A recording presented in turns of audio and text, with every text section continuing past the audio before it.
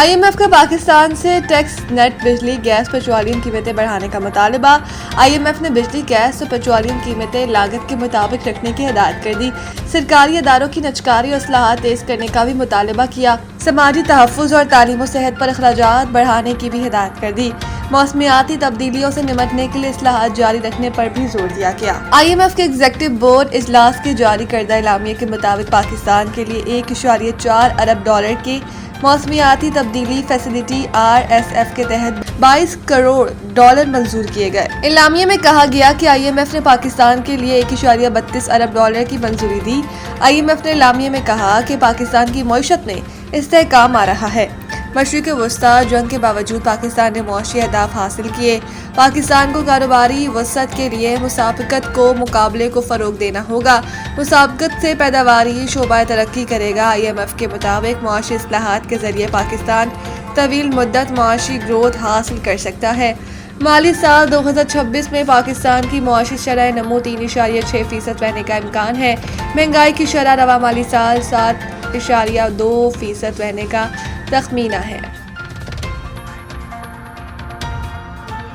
America Iran मुज़ाकरात आइंदा हफ्ते इस्लामाबाद में दोबारा शुरू होंगे। अमेरिकी अखबार ने अपनी रिपोर्ट में लिखा कि दोनों ममालिक सालिसों के जरिए एक सफ़े पर मुश्तमिल 14 निकाती मुफाहमती याददाश्त तैयार करने पर काम कर रही हैं, जिसके तहत एक माह पर मुहित मुज़ाकराती अमल शुरू किया जा सकता है। इस अमल का मकसद जारी कशीदगी और जंगी सूरत हाल का खात्मा बताया जा रहा है। रिपोर्ट के मुताबिक मुजवज़ा मुसवदे में ईरान के जौहरी प्रोग्राम आबनार हुर्मस में कशीदगी कम करने और ईरान के आला सतह पर अफजोदा यूरेनियम के ज़खायर को किसी दूसरे मुल्क मुंतकिल करने जैसे अमूर शामिल हैं। रिपोर्ट में ये भी कहा गया है कि कई अहम मामलात अब भी हल तलब है, जिनमें ईरान पर आयद पाबंदियों में मुमकिना नरमी की हद एक बड़ा इख्तलाफी नुक्ता बनी हुई है, जो मुज़ाकरात की राह में रुकावट बन सकती है। अमेरिकी अखबार के मुताबिक अगर इब्तदाई मुज़ाकरात में पेशरफ होती है तो एक माह की मुद्दत को बाहमी इत्तफाक से मज़ीद बढ़ाया भी जा सकता है।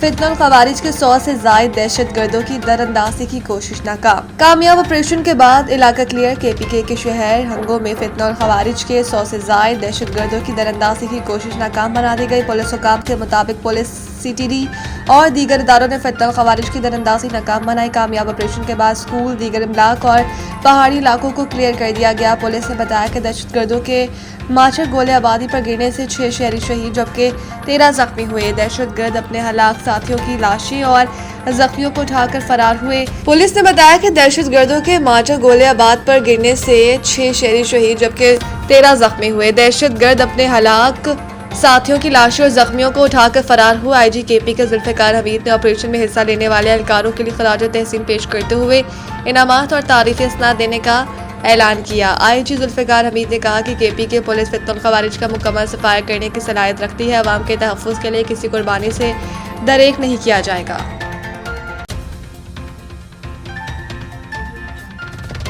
पाकिस्तान और बांग्लादेश के दरमियान मनशियात की रोकथाम के लिए मुआहिदा। पाकिस्तान और बांग्लादेश के दरमियान मनशियात की स्मगलिंग और इस्तेमाल और नशोआवर अशया की रोकथाम में ताउन के लिए तारीखी मुआहिदे पर दस्तखत किए गए। वफाकी वज़ीर दाखिला मोहसिन नकवी ने हुकूमत पाकिस्तान जबकि वज़ीर दाखिला सलाहुद्दीन अहमद ने बांग्लादेशी हुकूमत की जानिब से मुआहिदे पर दस्तखत किए। मुआहिदा मुफाहमती याददाश्त के तहत दोनों ममालिक मनशियात की गैर कानूनी नकलो हमल और स्मगलिंग को रोकने के लिए एक दूसरे के साथ भरपूर ताउन करेंगे। मुआशरे में मनशियात के बढ़ते हुए रुझान और इसके मनफी असरात के खात्मे के लिए मुश्तरका कोशिशें की जाएंगी। मनशियात की गैर कानूनी फरोख्त और सप्लाई लाइन्स को तोड़ने के लिए मुश्तरका हिकमत अमली वाज़ेह की जाएगी।